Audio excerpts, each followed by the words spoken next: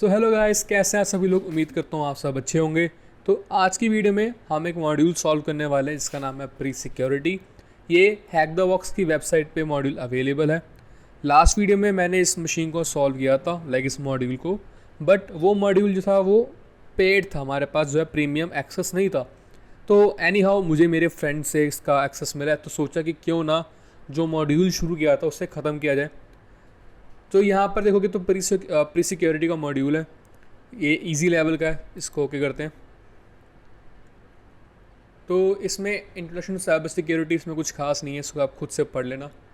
बहुत बेसिक है, बहुत बेसिक है। हम जो पढ़ेंगे इस मॉड्यूल में, इस वीडियो के थ्रू, वो है नेटवर्क फंडामेंटल्स। जैसे इस पर क्लिक करोगे तो यहाँ पर 1 2 3 4 5 ये 5 मॉड्यूल्स हैं जो एक नेटवर्किंग के पार्ट का मतलब मेजर रोल प्ले करते हैं नेटवर्किंग के लिए। तो अगर आपको नेटवर्किंग सीखना है, पढ़ना है, तो इन पार्ट्स को गो थ्रू करोगे तो आपको सबको समझ में आ जाएगा कि नेटवर्किंग होती क्या है।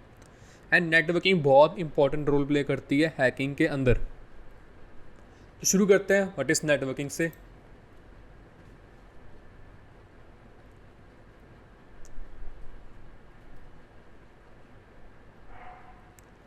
सो नेटवर्किंग का सबसे पहला टर्म है वो है नेटवर्क्स। नेटवर्क होता है कि जो चीज़ें आपस में कनेक्टेड होती है उससे हम नेटवर्क बोलते हैं।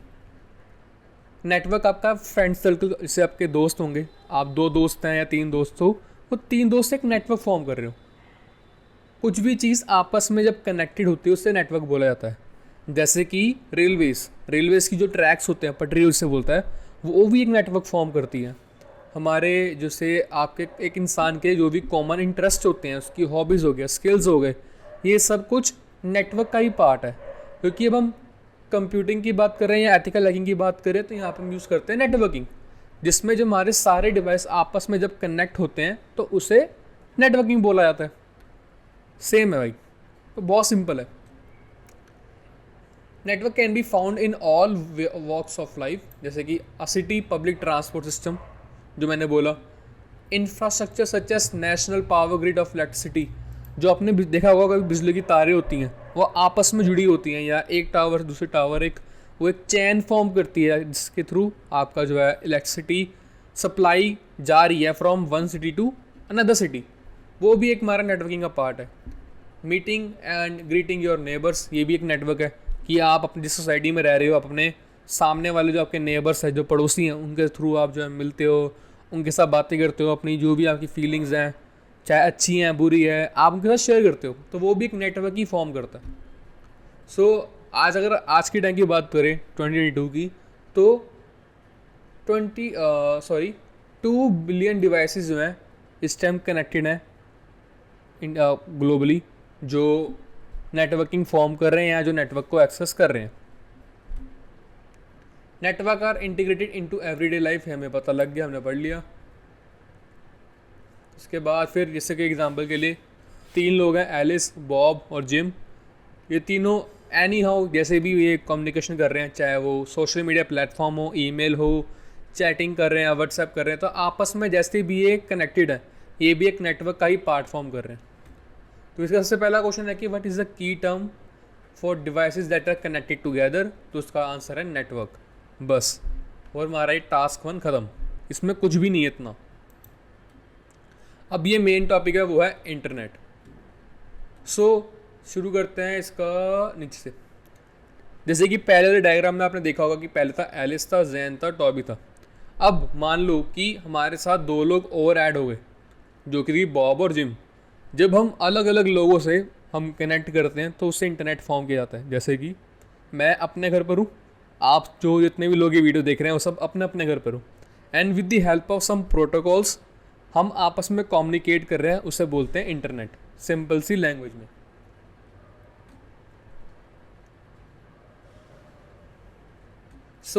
सबसे पहला जो प्रोजेक्ट था इंटरनेट का, उससे बोला गया था ARP नेट, यहाँ इसमें मैंशनड है, जो कि आया था लेट 1960s के अंदर। जिसे लॉन्च किया था ऑफिशियल US डिपार्टमेंट ने, जो उनकी डिफेंस डिपार्टमेंट है, ताकि वो लोग इसे यूज़ कर सके गवर्नमेंट के प्रोजेक्ट्स के लिए या डिफेंस के अंदर।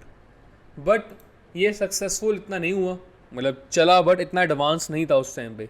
फिर से 1989 में लॉन्च किया गया as a WWW by Tim Berner Lee या टेम्स बर्नर ली। इस भाई साहब ने इसको जो है इन्वेंट किया, इसको बनाया एंड वर्ल्ड वाइड वेब जिसे बोलते हैं हम WWW का उसको जो है नाम दिया। उसके बाद से हमने इसे जो है अडेप्ट करना स्टार्ट कर दिया एंड आज हम सब ओवर द इंटरनेट या with the help of internet हम आपस में कम्युनिकेट कर रहे हैं एंड अपना नॉलेज हम एक्सचेंज कर रहे हैं। जैसे कि अगर ये बात की जाए एग्जाम्पल के थ्रू, तो ये नेटवर्क 1 समझ लो कि मेरा घर है, नेटवर्क 3 ये आप लोग हो, ठीक है, एंड नेटवर्क 2 कोई भी एक रैंडम सर्वर या कोई भी एक वेबसाइट हो सकती है, ठीक है। तो ये जो बीच में डिवाइस देख रहे हो ये होता है हमारा राउटर। ये मैं घर की बात कर रहा हूँ तो हमारे घर में राउटर होते हैं जिसके बेस पे हम आपस में इंटरनेट से कनेक्टेड होते हैं। नेटवर्क 3 सेम ये आपके घर का वाईफाई का राउटर होगा जिसके थ्रू आप इंटरनेट एक्सेस करते हो। जो बीच में हमारा कनेक्शन है, ये जो बीच में दिखा हुआ है वो हमारा इंटरनेट हो गया। एंड यहाँ पर नेटवर्क 2 में कोई स्विच भी हो सकता है, ये हब भी हो सकता है, ये राउटर भी हो सकता है, कुछ भी हो सकता है। जब अलग अलग लोग अपने घर पे बैठ के एक दूसरे से कम्युनिकेट कर रहे हैं कुछ प्रोटोकॉल्स के बेस पे, वो उसे हम इंटरनेट बोलते हैं। अब नेटवर्क 2 तरह के होते हैं, पहला होता है पब्लिक नेटवर्क, दूसरा होता है private network. So private network क्या होता है कि मान लो नेटवर्क 1 देख रहे हो आप, ये हमारा प्राइवेट नेटवर्क है कि मैंने एक इंटरनेट बाय करा है अपनी फैमिली के लिए, वो इंटरनेट सिर्फ मेरी फैमिली वाले लोग ही यूज़ कर रहे हैं। जैसे कि अभी मैं वीडियो रिकॉर्ड कर रहा हूँ या अपने घर पे बैठा हूँ, जो मेरा वाईफाई चल रहा है वो सिर्फ मैं और मेरी फैमिली मेम्बर यूज़ कर रहे हैं, तो वो मेरा एक प्राइवेट नेटवर्क है। जब अलग अलग छोटे छोटे प्राइवेट नेटवर्क जब मर्ज किए जाते हैं तो उसे हम पब्लिक नेटवर्क बोलते हैं। बस networks connected the small networks called public network. जो छोटे नेटवर्क होते हैं उन्हें बोला जाता है योर प्राइवेट नेटवर्क, एंड जब आपस में वही सारे प्राइवेट नेटवर्क कंबाइन करते हैं तो उसे हम पब्लिक नेटवर्क बोलते हैं। ये देखो यहाँ पे मेंशन है, the small networks are called private networks and the networks connected the small networks are called public networks. तो अब यहाँ पे क्वेश्चन है who invented world wide web, तो इसका सिंपल सा आंसर है टिम बर्नर्स ली। इस पर ऐसे क्लिक करोगे तो ये हमारा हो जाएगा। नेक्स्ट मॉड्यूल है वो है identifying devices on a network. ये बहुत इंपॉर्टेंट टॉपिक है कि आपको यही नहीं पता कि अगर आपके डिवाइस में कितने, आपके नेटवर्क में कितने लोग कनेक्टेड हैं तो आप क्या हैक करोगे, या आपको पता ही नहीं चलेगा कि कौन आपका जो है वाईफाई हैक कर रहा है या वाईफाई यूज़ कर रहा है। तो आपको आइडेंटिफाई करना आना चाहिए। तो उसके लिए आपको कुछ बेसिक नॉलेज होनी चाहिए, जैसे कि यहाँ पर है IP एड्रेस एंड दूसरा टॉपिक है वो है मैक एड्रेस। ये है क्या चीज़, बेसिकली अगर आपको एक राउटर को या एक डिवाइस को नेटवर्क पे कम्युनिकेट करना है, ठीक है, तो सर्वर 2 चीज़ों के बेस पर ऑथेंटिकेशन करता है। बेसिकली अभी मैं लोअर लेवल की बात कर रहा हूँ, वो है IP और मैक, कि कौन से IP ने सर्वर पर रिक्वेस्ट भेजी है और उस जो मशीन जो वो यूज़ कर रहा है उसका मैक एड्रेस क्या है। इन दोनों के बेसिस पे जो है बैकएंड में ऑथेंटिकेशन की जाती है या यूज़ किया जाता है फॉर सिक्योरिटी पर्पस। तो अब IP एड्रेस होता क्या है, तो IP एड्रेस बेसिकली IP की फुल फॉर्म होती है, उसे बोलते हैं हम इंटरनेट प्रोटोकॉल। इंटरनेट प्रोटोकॉल एक तरह का एड्रेस है जो आपको ओवर द इंटरनेट यूज़ करने के लिए हेल्प किया जाता है। सो जब IP आपको दी जाती है, IP एक तरह का हमारा जो है आप समझ लो एक यूनिक नंबर है या आपका एक तरह का ID है जो आपको इंटरनेट पे यूनिक रखता है, क्योंकि एक IP दूसरे डिवाइस को असाइन नहीं होता। तो आप जो भी एक्सेस करते हो तो सर्वर के ऊपर जो भी मान लो कि वेबसाइट है, इंस्टाग्राम है, फेसबुक है, उनके सर्वर के ऊपर आपका IP जाएगा, वो तो वहाँ पे रिकॉर्ड मेंटेन करेगा कि इस IP ने आके रिक्वेस्ट डाली है एंड हमने उसको उसका आउटपुट दिया जो उसने मांगा है। रिक्वेस्ट कुछ भी हो सकती है, आपने फ़ोटो अपलोड करी, फ़ोटो डाउनलोड करी, किसी की फ़ोटो देख रहे हो या किसी की फ़ोटो लाइक कर रहे हो, वो सब आपका इसी पैरामीटर के अंदर जाता है। तो उसके लिए आपका IP लगता है। अब जो IP देख रहे हो ना, ये सब बोलते हैं IPv4। 4 इसलिए बोला जाता है क्योंकि इसको जो है 4 हिस्से में से जो है स्प्लिट किया गया है। पहला देख सकते हो ऑक्टेट 1, सेकेंड है 2, देखो 2, ये 3 और ये 4। जो ये सिंगल डिजिट है, लाइक ये जो स्टार्टिंग का जो पैरामीटर है 192, इसे बोलते हैं हम ऑक्टेट, कि ये इस डिजिट को बोला जाता है ऑक्टेट।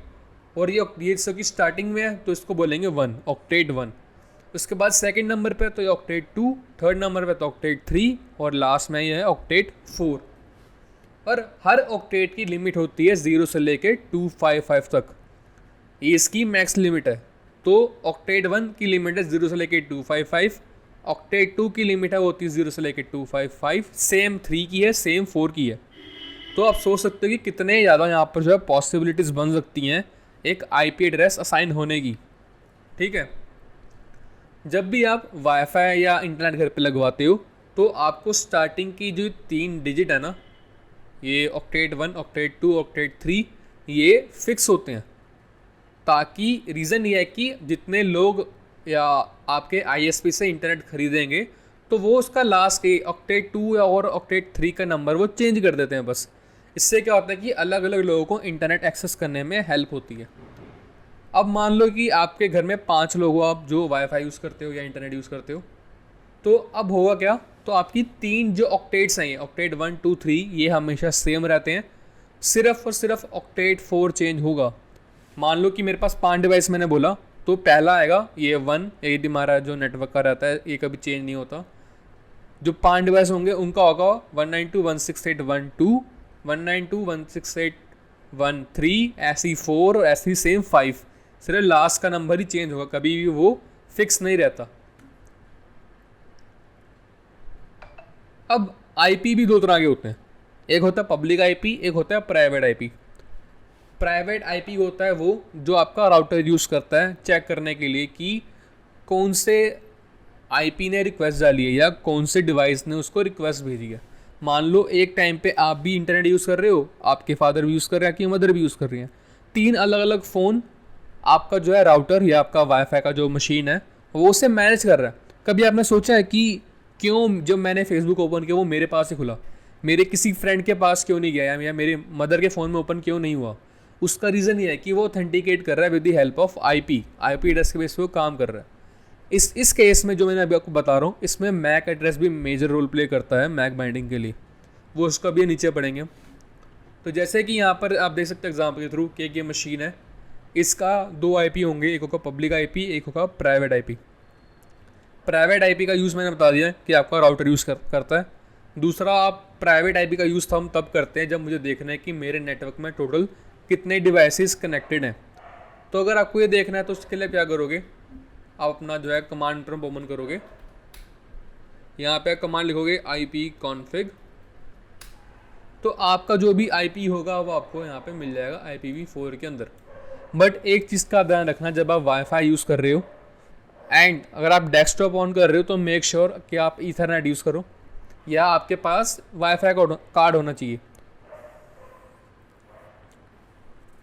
सो जिस भी मैकेनिज्म के बेस पे, लाइक ईथरनेट के बेस पे या वाईफाई के बेस पे अगर आप कनेक्टेड हो तो मेक श्योर करना कि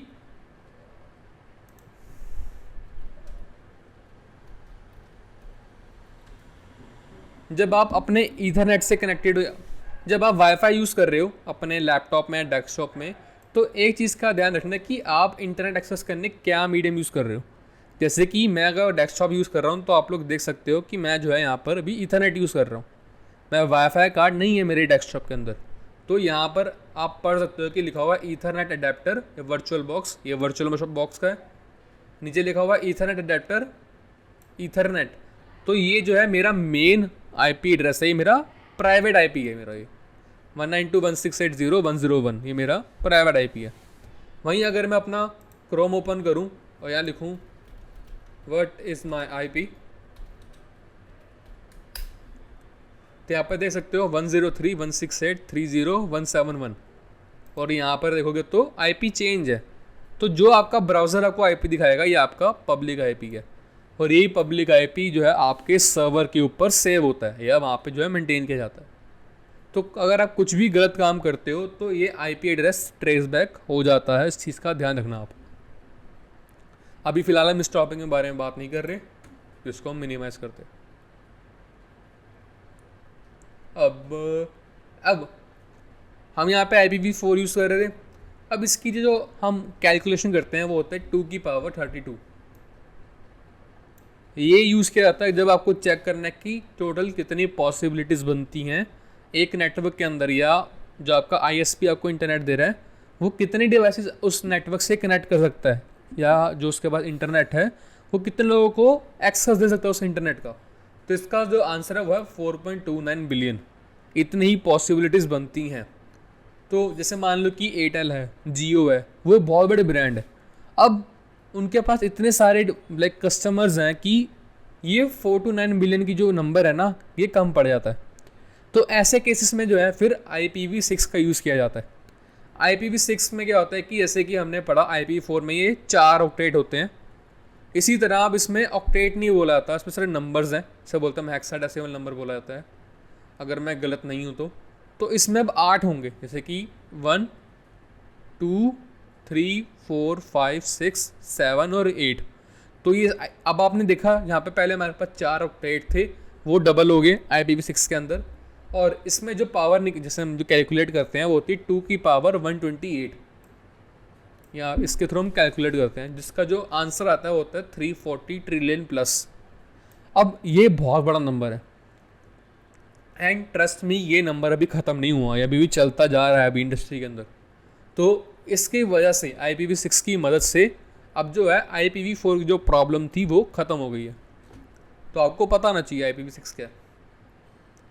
काम दोनों सेम करते हैं, IPv4 का भी काम आपको IP देना है और IPv6 का काम भी आपको जो है IP देना ही है बस। नेक्स्ट है हमारा मैक एड्रेस। मैक एड्रेस होता है, इसे बोलते हैं मीडिया एक्सेस कंट्रोल। ये आपको आपका जो है मैन्युफैक्चर आपको प्रोवाइड करता है। जैसे कि अगर आप HP का लैपटॉप यूज़ करते हो, डेल का लैपटॉप यूज़ करते हो, तो आपको जो मैक एड्रेस है वो आपका HP देगा या डेल देगा। अगर आप लिनोवो यूज़ करते हो तो लिनोवो आपको जो है मैक एड्रेस देता है और ये फिक्स होता है। आज से कुछ साल पहले तक क्या था कि आप मैक एड्रेस चेंज नहीं कर सकते, बट अब 2022 के अंदर हम इसे स्पूफ कर सकते हैं with the help of Kali Linux, और भी बहुत सारे टूल हैं जिनके थ्रू आप ये काम कर सकते हो। तो अब ये बहुत बड़ा चैलेंज नहीं है। मैक एड्रेस में आपके टोटल 6 डिजिट्स होती हैं, या ऐसा समझते हो कि हेक्साडेसिमल डिजिट्स हैं, जिसमें कि आपकी स्टार्टिंग की जो 3 होते हैं, जैसे कि A4 C3 F0, ये होती है आपके वेंडर की इन्फॉर्मेशन की आपका जो मदरबोर्ड है वो कौन सी कंपनी का है, या जो आपको मैक एड्रेस जिसने प्रोवाइड किया है उसका ऑनर कौन है, वो कहाँ से आ रहा है आपके पास। सेकंड फिर आपका जो है ये है लास्ट के जो 3 जो डिजिट्स हैं वो आपका जो है इंटरनेट प्रोवाइड करता है, आपका नेटवर्क इंटरफेस प्रोवाइड करता है, ताकि वो नंबर यूनिक हो जाए। कभी भी एक मैक एड्रेस किसी दूसरे के साथ बाय डिफ़ॉल्ट मैच नहीं करता। अगर आप इस मैक एड्रेस को स्पूफ कर लो तो जिन वेबसाइट्स पे या जिन सिस्टम्स पे आपकी ब्लैक लिस्टिंग लगी हुई है आप उसे बाईपास कर सकते हो। ये बहुत बड़ी वर्नेबिलिटी है जो यूज़ की जाती है। सो IP का हम पता लग गया मीनिंग क्या हुआ, internet protocol. Each section IP को हम बोलते हैं ऑक्टेट, मैंने बता दिया आपको। IP में कितने वो होते हैं सेक्शंस, लाइक 4 सेक्शंस होते हैं हमने पढ़ा। मैक हमने समझा कि मीडिया एक्सेस कंट्रोल है। उसके बाद यहाँ पर हम एक मशीन है, कह रहे हैं मशीन को सॉल्व करो आपको एक फ्लैग मिलेगा। तो वैसे तो मैंने किया हुआ है बट आपके लिए मैं दोबारा से मैं बता देता हूँ। ये व्यू साइट पे जाएंगे, मशीन चालू हो जाएगी। अब यहाँ पर देखो ये ट्राई हैकमिंग का सर्वर है, एक एलिस रिक्वेस्ट भेज रहा है और ट्राई हैकमिंग पे वो जा रही है।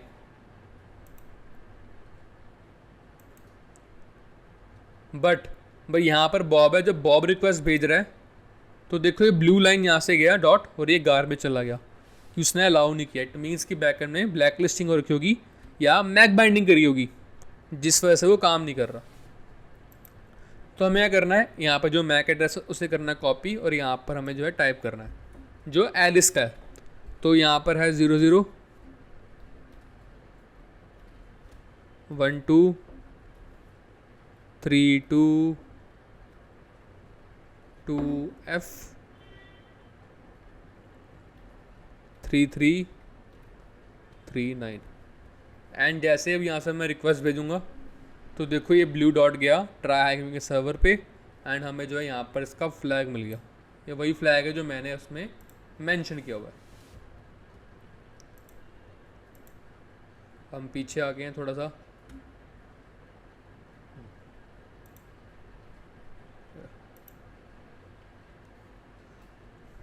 सी वही फ्लैग है। तो इसी के साथ हमारी टास्क 3 ख़त्म होता है। अब पढ़ेंगे हम टास्क 4। यह है पिंग। पिंग एक बहुत ही ज़्यादा इम्पॉर्टेंट टूल है जब हम नेटवर्किंग पढ़ते हैं या नेटवर्किंग करते हैं। तो इसके अंदर हमारा प्रोटोकॉल यूज़ किया जाता है, इसका नाम होता है ICMP, से बोलते हैं इंटरनेट कंट्रोल मैसेज प्रोटोकॉल। ये प्रोटोकॉल हमारा पिंग टूल यूज़ करता है। अब पिंग का ना कुछ अलग अलग पर्पस है यूज़ करने का, जैसे कि चेक करना हो कि क्या हमारी मशीन लाइव है या नहीं, क्या मशीन नेटवर्क में कनेक्टेड है या नहीं है, डाउन तो नहीं है, तो उस केस में हम पिंग कमांड यूज़ करते हैं। या मुझे किसी वेबसाइट का IP एड्रेस चाहिए,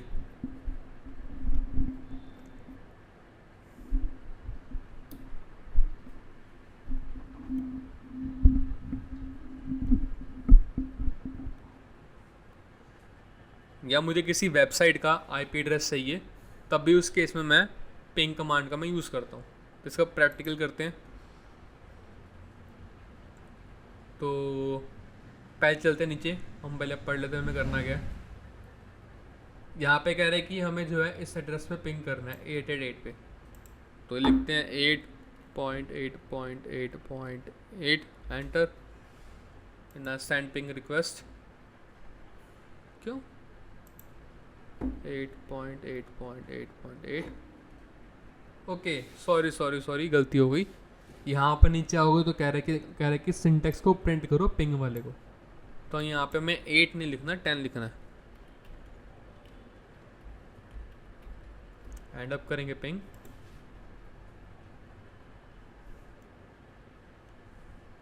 एंड यहाँ पर जो है हमारा ये पिंग हो गया।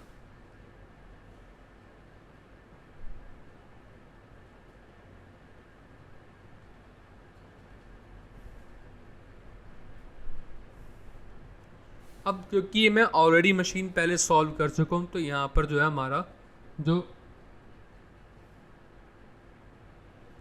ओके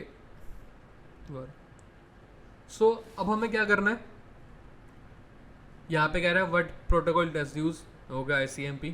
कह रहे हैं पिंग लिखने का सिंटेक्स क्या होगा अगर मुझे जो है 10 को पिंग करना है। तो उसका आंसर भाई यही है, आपको पिंग लिखकर इतना को कॉपी पेस्ट करना चल जाएगा। अब कह रहे हैं कि आपको नेक्स्ट ऐसा कर रहा है कि क्या फ्लैग आ रहा है जब आप पिंग कर रहे हो 8888 को। तो उसके लिए मैं करना होगा IP एड्रेस पे जाओगे, 8.8.8.8 लिखना है हमें, एंड करेंगे पिंग रिक्वेस्ट, एंड यहाँ पर जो है हमारा देखो फ्लैग हमें विजिबल है, ये फ्लैग आ गया, इसे कॉपी पेस्ट करना है एंड आपको जो है सबका सॉल्यूशन मिल जाएगा। ये ख़त्म हो गया पार्ट। एंड अब है इंट्रोडक्शन टू लैन। इसे करने के लिए हम यहाँ पे कुछ नहीं करना, सब ऐसे करोगे तो ये सिलेक्शन हो जाएगा। अब इनटू द लैन रूम, ये थोड़ा सा भाई डिफ़िकल्ट पार्ट है, एक बार बैक करके चेक कर लेते कि हम क्या उसी सीक्वेंस में है या नहीं। हाँ, इंट्रो टू लैन हमारा देखो यहाँ पर सेकंड मॉड्यूल शुरू हो रहा है। तो उम्मीद करता हूँ कि नेटवर्किंग वाला पार्ट समझ में आया होगा। कुछ प्रॉब्लम है, कुछ डाउट है, तो आप लोग मुझे जो है कमेंट सेक्शन में आप पूछ सकते हो। मैंने हमेशा कोशिश करी कि सभी को मैं हेल्प कर सकूँ। अब आपको एक हेल्प मेरी करनी है। आपको पता है यार, चैनल को करना सब्सक्राइब, ताकि हम जल्दी से जल्दी हम ग्रो करें, हमारे सब्सक्राइबर्स बढ़ें। अगर जब तक हमारे चैनल मोनेटाइज नहीं होगा तो हम प्रीमियम स्टफ़ हम ऐसे अपने चैनल पे पब्लिक नहीं कर पाएंगे या पोस्ट नहीं कर पाएंगे आप सभी के लिए। तो आप समझ सकते हो कि मैं क्या कहना चाहता हूँ। ठीक है, नेक्स्ट है इंट्रो टू लैन। ये फटाफट करते हैं, पार्ट भी बहुत इंटरेस्टिंग है।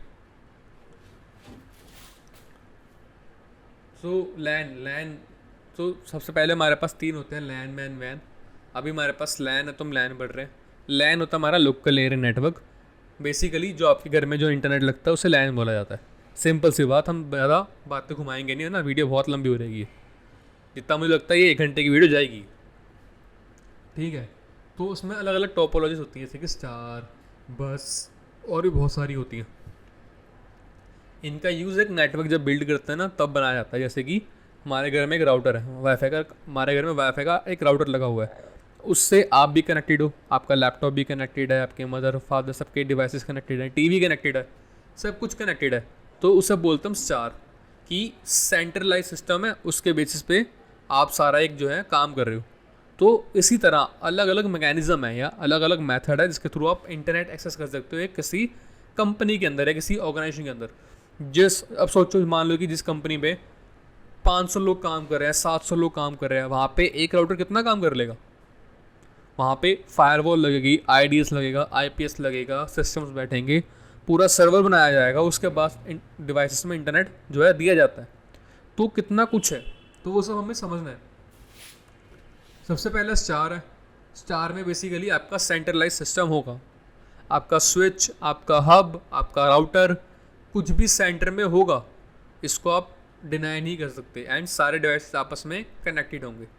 इसका फ़ायदा ये है कि जो रिक्वेस्ट आपका स्विच भेजेगा आपके डिवाइस को, सिर्फ उसी के पास जाएगी, किसी और के पास नहीं जाएगी।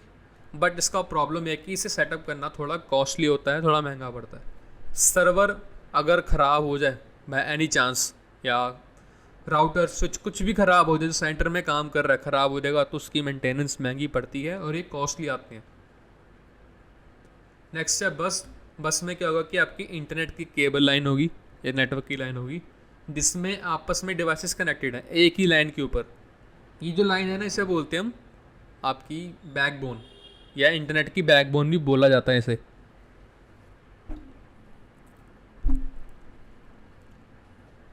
अब इसमें प्रॉब्लम ये है कि इंटरनेट एक ही डायरेक्शन में फ़्लो करेगा।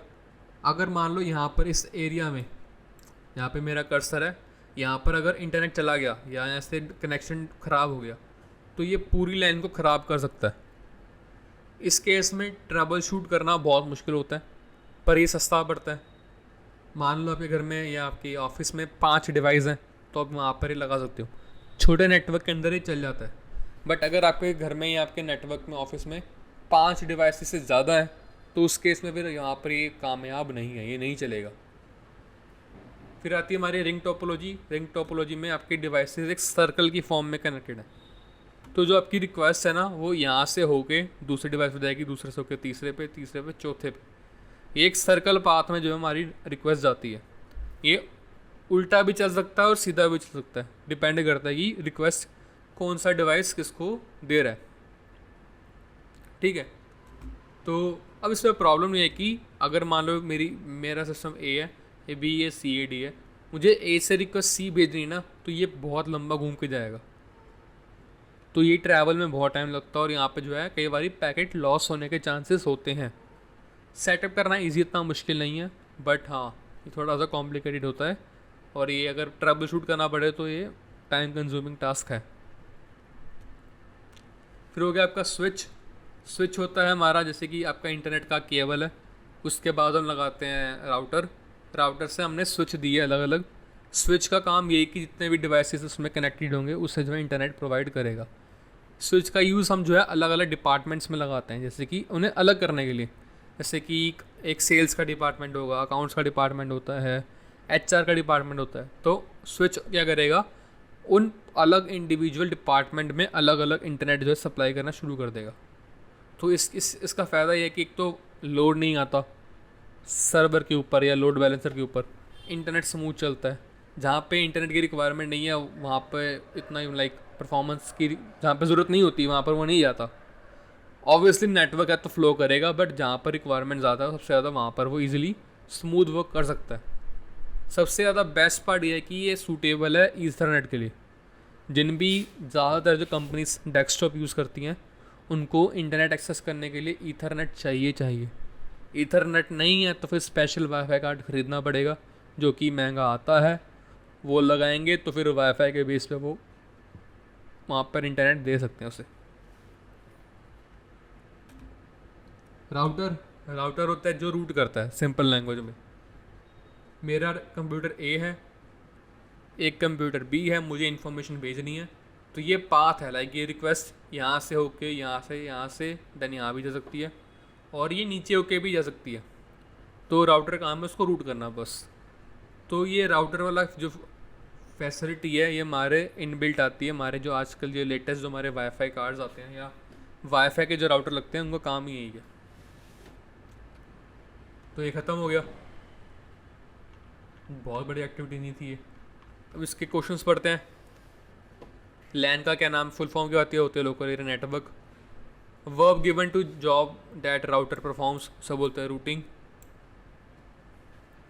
जो आपका जो है यहाँ पर है, what device is use to centrally connect multiple device on local area network, तो सब बोलते हैं हम स्विच। फिर which is cost efficient to set up, bus topology बहुत सस्ती पड़ती है, मैंने आपको बताया।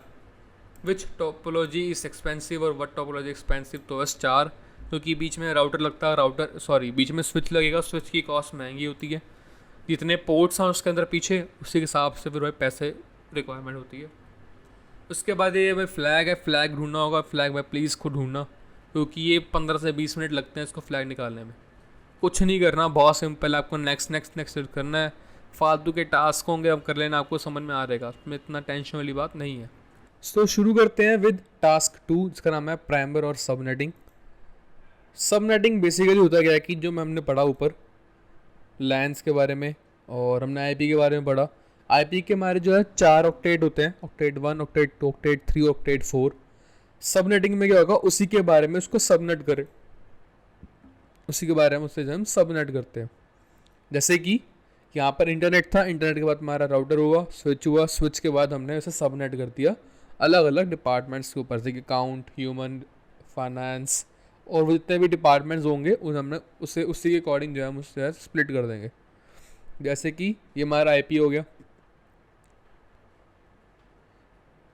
अब मान लो कि एक राउटर अभी घर में लगा हुआ है, आपने एक और राउटर ले लिया, आपने उसके साथ अटैच किया। जैसे कि मेरे घर में लगा हुआ है कि मेरा जो मेन राउटर है वो मेरे फर्स्ट फ्लोर पर है, बट मेरा जो सारा सेटअप है वो ग्राउंड फ्लोर पे है। तो मैंने एक स्पेशल राउटर लेके अपना एक खुद से टोपोलॉजी बना रखी है, तो जिसके बेस पे मेरे जो आईपी है जो यहाँ पर भी मैं चेक कर रहा हूँ वो अलग आएगा। अगर आप मेरे मेन राउटर पे कनेक्टेड होगी तो उसका आईपी अलग आता है। उस केस में मेरा जो है ऑक्टेट 3 है वो चेंज कर जाता है, वो भी एक सबनेटिंग का ही पार्ट है।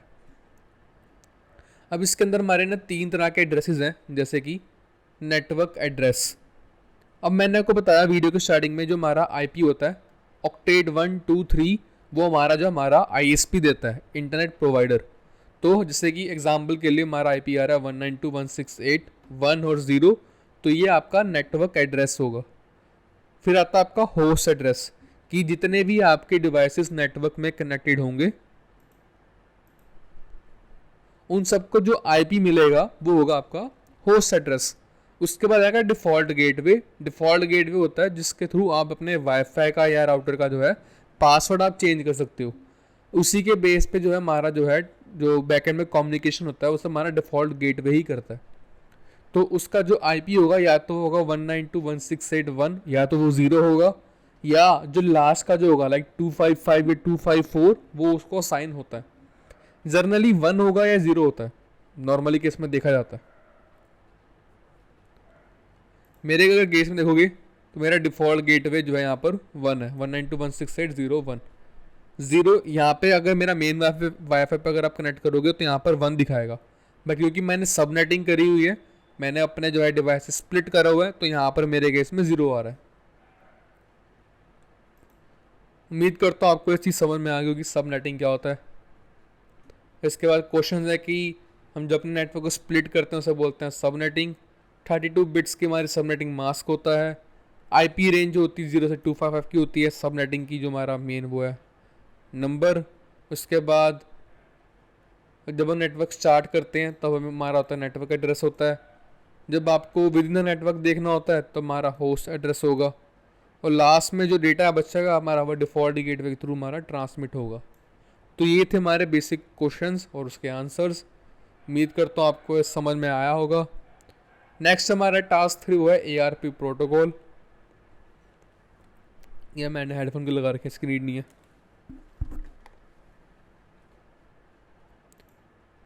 ARP होता है हमारा एड्रेस रेजोल्यूशन प्रोटोकॉल, और इसमें बेसिकली 2 चीज़ें हमारी चलती हैं। वो होता है एक ARP रिक्वेस्ट और एक होता है ARP रिप्लाई। रिक्वेस्ट मीन्स जब हमारा जो डिवाइस रिक्वेस्ट करता है उसे ARP रिक्वेस्ट कहते हैं। जब वहाँ से मशीन रिप्लाई करती है ARP की फॉर्मेट के अंदर, वो जो है ARP रिप्लाई होता है। अब इसके अंदर ना हमारे 2 आइडेंटिफायर होते हैं, एक होता है IP एड्रेस और एक होता है MAC एड्रेस।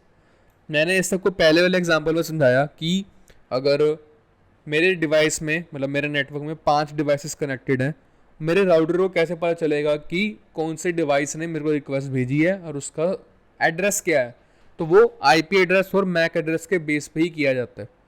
अगर आपको चेक करना है तो अपना डिवाइस ओपन करना, लैपटॉप या डेस्कटॉप, वहाँ पे आपको लिखना है नीचे ARP स्पेस -A और एंटर।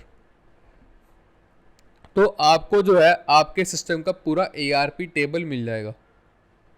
ये ARP टेबल होता है कि कौन सा IP कौन से डिवाइस के साथ, लाइक उसका जो मैक एड्रेस था उसने जो है बाइंड किया हुआ है राउटर के साथ, तो उन सब की इन्फॉर्मेशन आपको यहाँ पर मिल जाती है। खैर अभी हम इसको इन डेप्थ में नहीं जा रहे, तो उसको यहाँ पर हम इग्नोर कर रहे हैं। अगर आपको देखना हो तो आप देख सकते हो कि ऐसे भी कुछ होता है। अब यहाँ पे रिक्वेस्ट समझते हैं।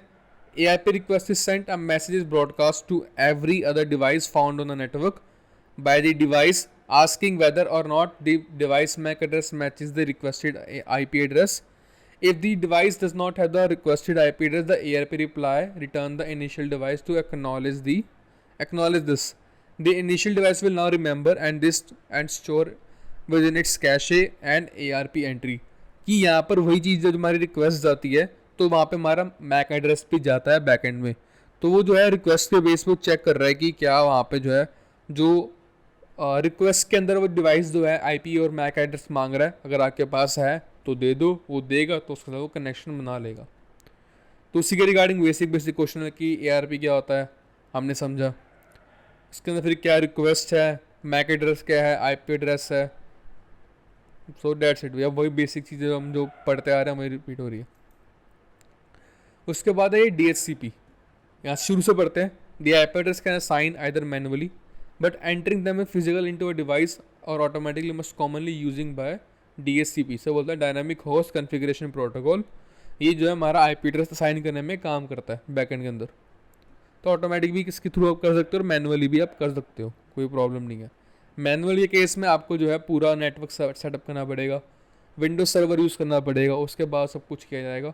बट जनरली छोटे नेटवर्क में जब आपके पास 2 या 3 लैपटॉप है वो तो उस केस में फटाफट ऑटोमेटिक कर लेता है, आपको रिक्वायरमेंट नहीं पड़ती। The HP server then when device connect to network if it has not already been manually sign an IP address it send out a request to see if any DS servers on network. The DS server then replies back with an IP address. Like किसी भी device के बाद अगर IP address नहीं है तो with the help of DHCP वो जो है अपना IP एड्रेस जो है ले सकता है। ये इसका डायग्राम है कि कैसे वो बैकएंड में वो काम कर रहा है। आप वीडियो को पॉज करके बीच में अगर आप कुछ पढ़ना चाहते हो तो पढ़ लेना, कुछ ना समझ में आए तो आप मुझे कांटेक्ट कर सकते हो, कमेंट सेक्शन ओपन है। इंस्टाग्राम का पेज मैं डिस्क्रिप्शन में डाल दूंगा, वहाँ पे जाके फॉलो कर लेना ताकि फॉलोअर्स बढ़ जाएंगे यार हमारे, और कुछ ही नहीं है। तो DHCP डिस्कवर हो गया, DHCP रिक्वेस्ट हो गया, DHCP एक्नॉलेजमेंट पैकेट हो गया। एंड फिर हमारा आई गेस नेक्स्ट मॉड्यूल वो है, आपको यहाँ दिखाता हूँ, वो है OSI मॉडल।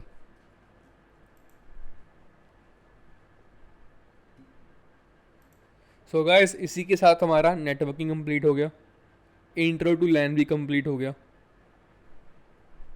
अब हम शुरू करने वाले हैं वो है OSI model. OSI model network का कह सकते हो कि बैकबोन होती है, इसी के बेस पे सारा नेटवर्क जो है काम करता है हमारा। लाइक अगर आप इसको इंटरसेप्ट करना सीख जाओ तो आप कुछ भी कर सकते हो लाइफ में, लाइक हैकिंग को लेके। सीरियस हो गया तुम तो यार। सो OSI मॉडल है क्या, एक नेटवर्क का हमारा मॉडल है, उसकी फुल फॉर्म होती है ओपन सिस्टम इंटरकनेक्शन मॉडल। इसके अंदर बेसिकली हमारी 7 लेयर्स है, physical, data, network, transport, session, presentation, application. इन सब लेयर्स के ऊपर जो है हमारा डेटा ट्रांसफ़र होता है from your device to the server, और सर्वर से जो डेटा आ रहा है आपके डिवाइस के ऊपर वो भी इसी सीक्वेंस में जाता है। तो हमें जो इसे एक एक करके समझना होगा। तो ये सारा जो डेटा, अच्छा एक चीज़ में बात हो रही है एनकैप्सुलेशन की। बेसिकली जो डेटा आपका एक एक करके ऊपर जाता है और जो कंबाइन करता है ना, उसे बोलते हैं एनकैप्सुलेशन। तो यहाँ पर थर्ड जो क्वेश्चन उसका आंसर एनकैप्सुलेशन है। ये इंट्रोडक्शन वाले पार्ट में कुछ नहीं है, मेन जो है वो यहाँ से है। एंड ध्यान रखना इस सीक्वेंस में ही पढ़ना, लाइक 7 पहले आएगा, 6 उसके बाद 5 4 3 2 1 ऐसे ही चलेगी सीक्वेंस। तो इस सीक्वेंस को याद कर लेना, काम आएगी अगर नेटवर्किंग करने वाले हो तो। स्टार्ट करते हुए लेयर 7 एप्लीकेशन से। सो एप्लीकेशन लेयर का काम होता है कि जो आपके मान लो कि सॉफ्टवेयर आप यूज़ कर रहे हो उसमें ग्राफिकल इंटरफेस है।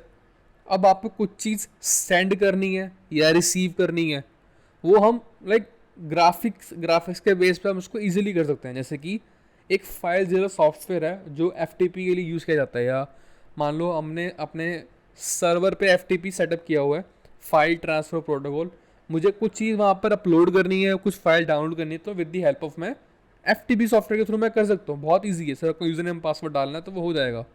ठीक है, तो ये जो काम है रिक्वेस्ट भेजने का और ये डेटा रिसीव करने वाला, ये होता है हमारा एप्लीकेशन लेवल पे।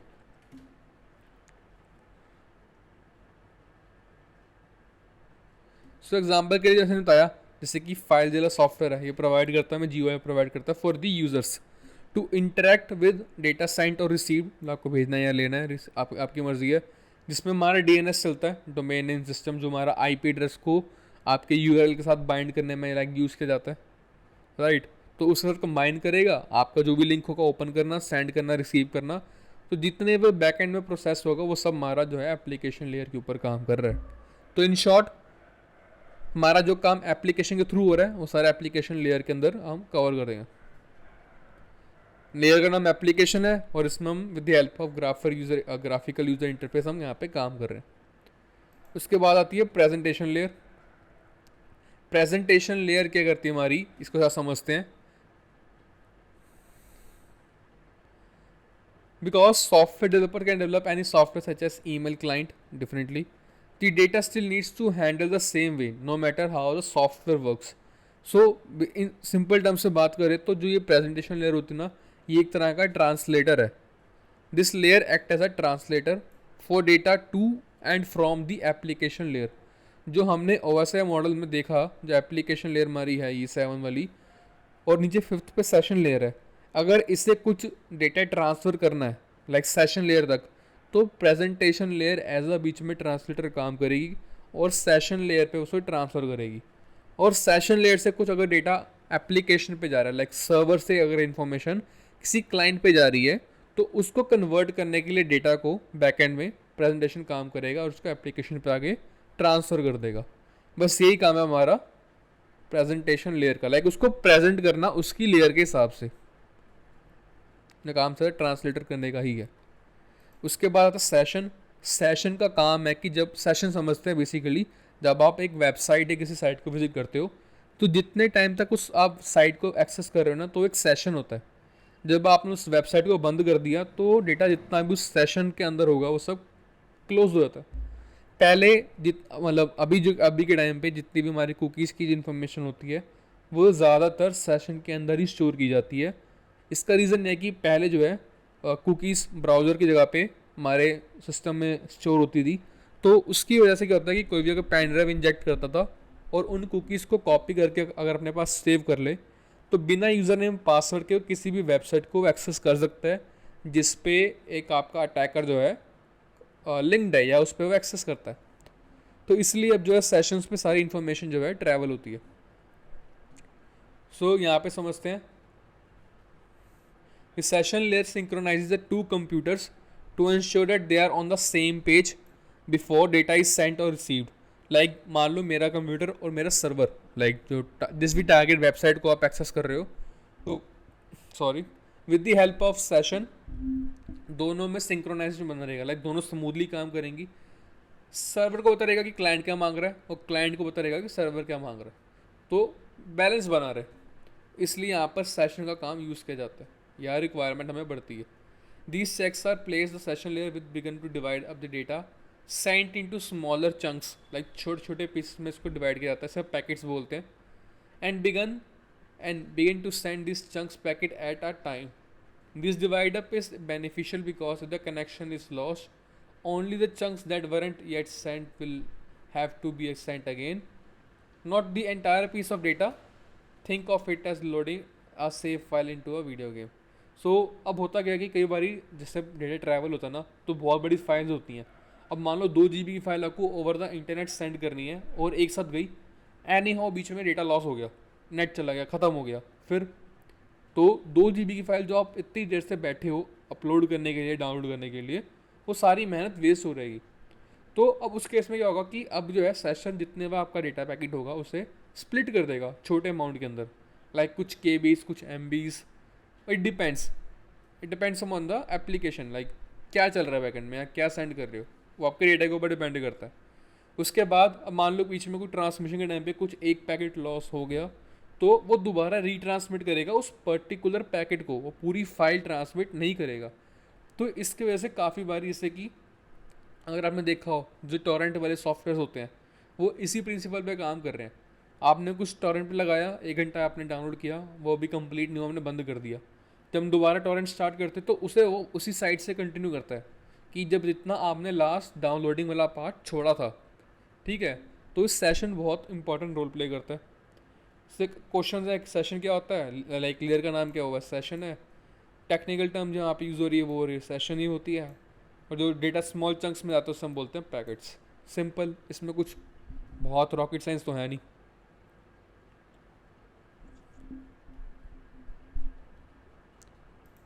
नेक्स्ट है transport layer. Transport layer basically responsible होती है डेटा ट्रांसमिशन के लिए। अब डेटा जो ट्रांसमिट होता है वो 2 प्रोटोकॉल्स के बेस पे होता है, एक होता है TCP, एक होता है UDP। TCP होता है हमारा transmission control protocol, and UDP होती है समथिंग यूज़र डेटाग्राम प्रोटोकॉल। अगर मैं गलत नहीं हूँ तो होगा तो मैं दिखाता हूँ एक बारी इसके अंदर। यस, यूज़र डेटाग्राम प्रोटोकॉल मैंने आंसर में लिखा होगा। तो जितना भी ट्रांसमिशन होती है ओवर द इंटरनेट किसी भी फाइल की, किसी भी पैकेट की, वो TCP पे होती है। सिंपल लैंग्वेज बता रहा हूँ, ओवरऑल इन डेप्थ में पढ़ना है तो यहाँ पे पॉज कर लेना और पढ़ लेना। और UDP का काम होता है जितनी भी स्ट्रीमिंग होती है, live streaming, video calling, audio calling, like online में जितना भी काम होता है इसमें स्पीड की रिक्वायरमेंट है, मतलब क्वालिटी नहीं चाहिए, स्पीड चाहिए। या आपने कभी देखा होगा FTP गेम्स होती हैं जैसे कि वैलोरेंट, PUBG, उन सब में जितना भी ऐसे लाइक स्पीड वाला इंटरनेट कनेक्शन चाहिए तो वहाँ पर UDP का यूज़ किया जाता है। तो ये एक माइनर सा मतलब ये डिफरेंस है, सिंपल लैंग्वेज मैंने समझा दिया, इसे आप पढ़ लेना एक बारी। UDPs देखो एडवांटेजेस पढ़ लो और UDP के। UDP is much faster than TCP। ऐसी साइट्स, ऐसे एप्लीकेशन जिन्हें स्पीड चाहिए, इंटरनेट की क्वालिटी नहीं चाहिए, वो लोग UDP प्रेफर करते हैं।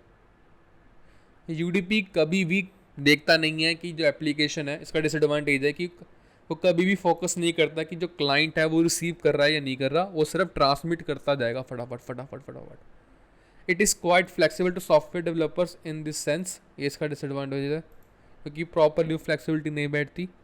दूसरा इसका जो एडवांटेज है, UDP leaves the application layer, use software to decide if there any control over how quickly packets are Saint.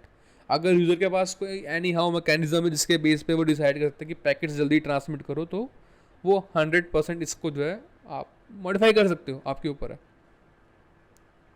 And UDP जो है आपसे लाइक कनेक्शन के लिए, कंटिन्यूस कनेक्शन के लिए वो आपसे लाइक पैकेट्स वो नहीं मांगते या कुछ रिजर्वेशन वो नहीं करता। तो यही डिफरेंस है बस।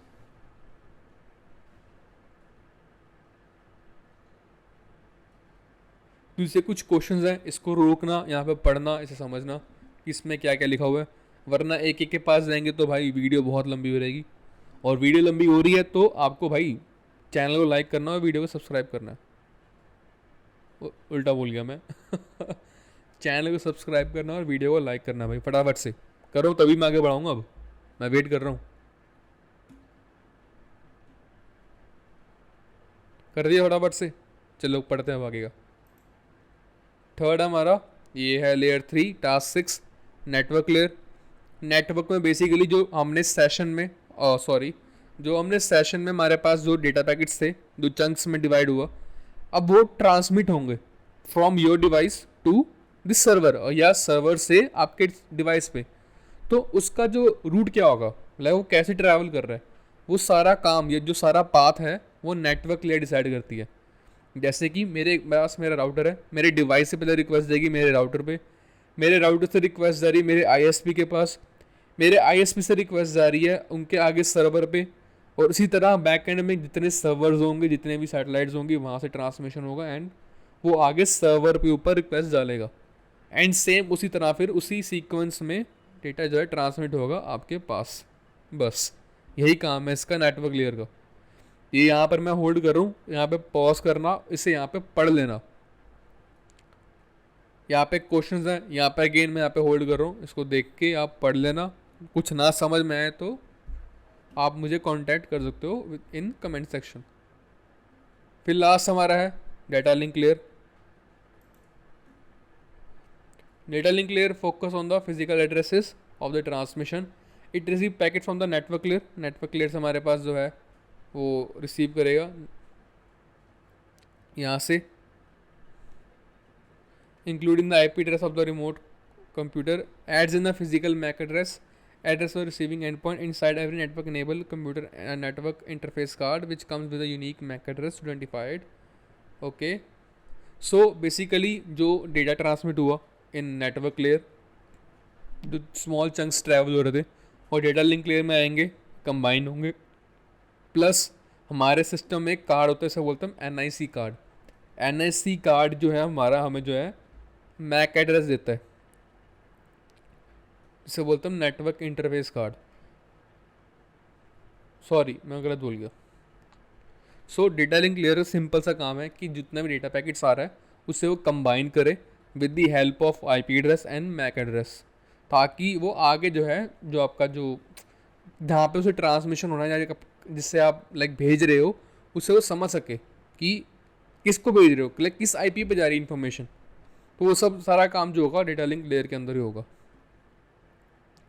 अब हमारे डिवाइस पे जो इंटरनेट आता है, जिसको हम इंटरनेट एक्सेस करते हैं, वो कैसे होता है? वो होता है with the help of NIC card, से बोलते हैं नेटवर्क इंटरफेस कार्ड। जितने भी मदरबोर्ड आते हैं उन सब के अंदर ये बाय डिफ़ॉल्ट इंस्टॉल आता है आज के टाइम पे। पहले भी आता था, अभी भी आता है। जितने भी लैंड पोर्ट्स होते हैं वो सब है, वो सब NIC कार्ड का ही काम करते हैं। लैंड पोर्ट देखा आपने, उसमें आप प्लग करते हो अपना like cable, Ethernet cable, and जैसे आप कनेक्ट करते हो हमारे सिस्टम में इंटरनेट आ जाता है, क्योंकि NIC कार्ड और इथरनेट पोर्ट आपस में कनेक्टेड है, वो सब इंटीग्रेटेड है। पहले के टाइम पे एक पूरा अलग से कार्ड लगाया जाता था, अलग से पुराने टाइम के मदरबोर्ड में, उसमें आपका लैन का पोर्ट कभी भी नहीं आता था। पहले आपको स्पेशल वो कार्ड, इतनी सी चिप आती थी, उसमें अपने मदरबोर्ड में प्लग करो, पीछे से आप इथरनेट केबल लगाओ एंड वो चालू हो जाता था। बट अब के टाइम पे ऐसा नहीं आता, सब कुछ इंटीग्रेटेड मदरबोर्ड में आपके साथ आता है, आपको स्पेशल बाय करना नहीं पड़ता। हाँ, बट अगर आपका मान लो डेस्कटॉप है, आपके पास RJ पोर्ट ख़राब है, देन उस केस में आपको फिर वाईफाई कार्ड ख़रीदना पड़ेगा एंड उसका NIC कार्ड आपके राउटर, लाइक जो आप एंटीना बाय कर रहे हो वाईफाई वाला, उसी के अंदर इंटीग्रेटेड होगा, बट होगा ज़रूर। ये हो गया। एंड लास्ट हमारी है फिजिकल लेयर, लाइक कि ट्रांसमिशन कैसे हो रहा है ओवर द इंटरनेट। लाइक आप लैन केबल यूज़ कर रहे हो, आप वाईफाई यूज़ कर रहे हो, या आपने कुछ ट्रांसमिशन किया with the help of Bluetooth. Bluetooth से जैसे कि हम हॉटस्पॉट करते हैं अपना, या अपना जो फोर्थ पॉइंट हो गया अपना हॉटस्पॉट, कि मैंने अपना हॉटस्पॉट ऑन किया ना, आपने वाईफाई से कनेक्ट कर लिया। तो इन चार मीडियम को आप कैसे यूज़ कर रहे हो। एंड हमारा जो सिस्टम है वो 1010 के फॉर्म में काम करता है। लाइक आपको पता होगा कि हमारी जो मशीन है वो बाइनरी सिस्टम पे काम करती है, तो उससे जो है 1010 को हम नेटवर्क के ऊपर, लाइक ईथरनेट के ऊपर ट्रांसमिट कर रहे हैं। लाइक समझ लो कितना चैलेंजिंग वाला पार्ट है, तो वो सारा पार्ट हमारा फिजिकल लेयर के ऊपर ही आएगा। तो ये काम होता हमारा फिजिकल लेयर का। यहाँ पर होल्ड करना मेरी वीडियो को, ये पार्ट पढ़ना, सेम वही प्रॉब्लम आएगी तो मैं तुम्हारा भाई है। क्वेश्चन आंसर्स हैं, देख लेना। इसकी अब गेम काफ़ी इंटरेस्टिंग है, गेम खेलते हैं। हमें इसका जो है ये डालना है, कैप्चर द फ्लैग। मैं ऑलरेडी सॉल्व है, बट स्टिल आप लोगों के लिए मैं कर देता हूँ। एंड इसको करते हैं व्यू साइड। तो गाइस ये है गेम, तो करते हैं प्ले अगेन। तो यहाँ पे हमारा देखो ये एजेंट है, मतलब करेक्टर है, इससे जो है बिल्कुल टॉप पर जाना है, ठीक है। तो सबसे पहले होती हमारी फिजिकल लेयर। अगर मैं 7 से लेके 1 की बात करूँ तो 1 पे होती हमारी पहले फिजिकल लेयर। इसको मैं सेलेक्ट करो, इस पर क्लिक करो, इस पर जाएगा क्या? ओके, कीबोर्ड से जाएगा ये गया हमारा, ठीक था। उसके बाद होती है हमारी data link layer. Data link पे गए हम, स्पेस, ठीक है। डेटा लिंक के बाद होती है हमारी नेटवर्क लेयर होती है।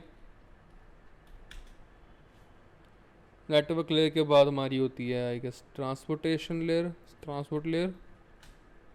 ट्रांसपोर्ट के बाद होती है हमारी सेशन, सेशन बनेगा, ट्रांसपोर्ट होगा। उसके बाद हो गया हमारा प्रेजेंटेशन, प्रेजेंटेशन एंड एप्लीकेशन,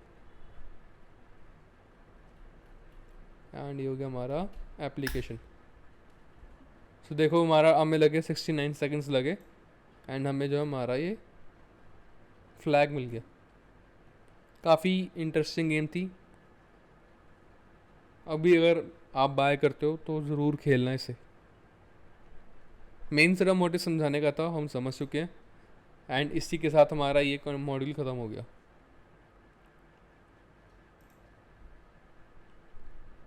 सो हम जो अब तक 3 मॉड्यूल पढ़ चुके हैं, networking, introduction to LAN and OSI module.